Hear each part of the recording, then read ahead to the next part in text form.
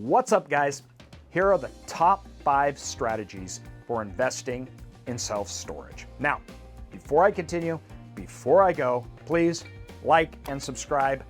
Once again, you know, the YouTube gods. Help me out. Okay, let's get into it. Now, I'm breaking down for your self-storage business, right? It's not truly investing. We're buying businesses and we're operating. I talked about that in another video.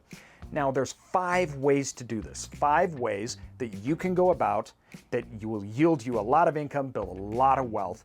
And in self-storage, these 5 ways are very specific and very different. So we're gonna start out with number 1, probably my favorite one because it's how I got started and I still do a lot of it today. The number 1 strategy, value add. The reason why I love value add is you already have an existing asset with existing revenue. That creates safety. It also builds immediate wealth and cash flow. But there's opportunity and lots of it. You can improve the revenue, therefore improving your equity position and improving your cash flow. That way you can reinvest it back into other assets and keep growing your business. There's 2 sides to value add.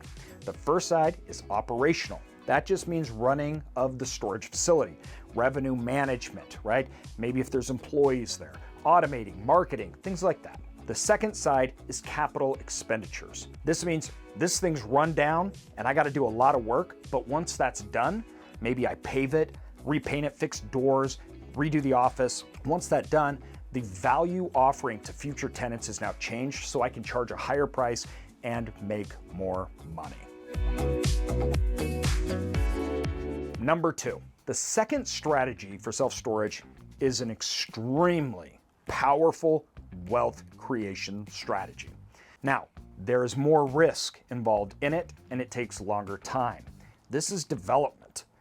This is turning something that doesn't exist into a large cash flowing asset, and the cost difference of what it takes for you to build and the revenue that it achieves from that building is the equity that you create from nothing.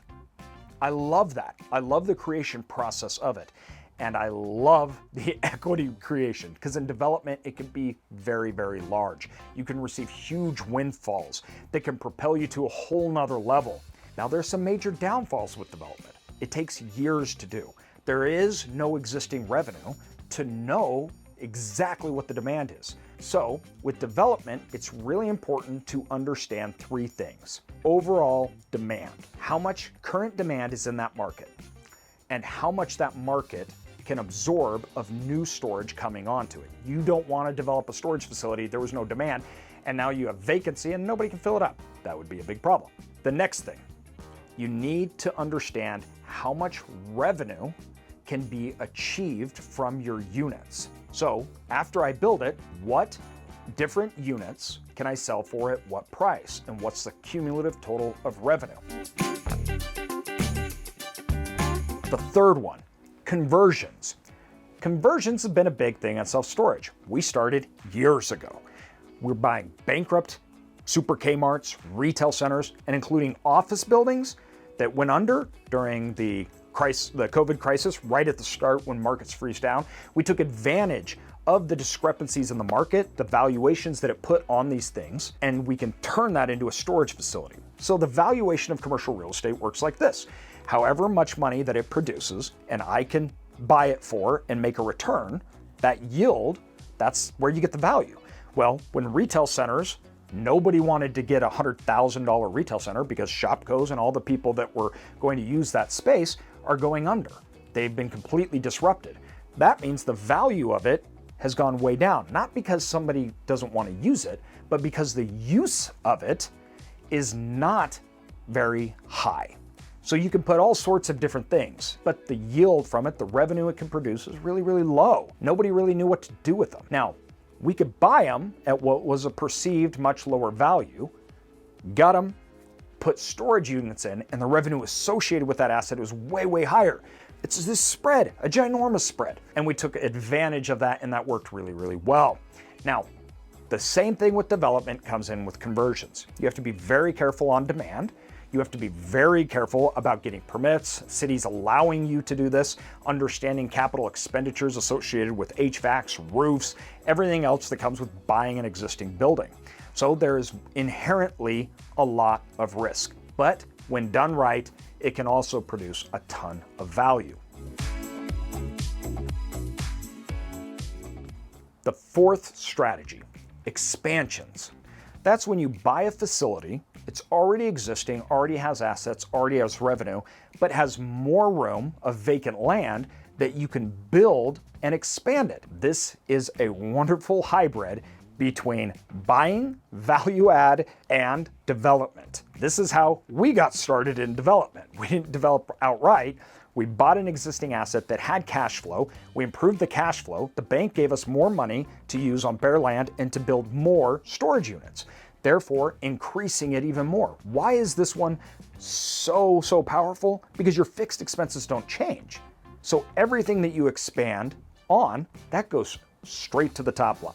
So the expansion cost you have, but the expenses associated with operating it usually doesn't change. That means your margins get bigger, therefore the value of the facility goes up, not just because of more revenue, but because the actual profit associated with the cost to drive that revenue is rising. Really, really powerful. All right, last, probably least for me. That's why I left it for last. But it's not a bad strategy. Maybe I'm just a little more risk tolerant. But that is buy and hold, okay? This is an incredible strategy for everybody that knows anything about real estate. You get cash flow, you're buying an existing asset that's in great condition, have high revenues. As those revenues improve, not only is the revenue going up and you're making more money, the tenants are paying down your debt and you're getting depreciation and you're getting tax advantages just like you are with all the other strategies. You can't go wrong. Obviously, that's not true. You can go wrong. And here's where you can go wrong.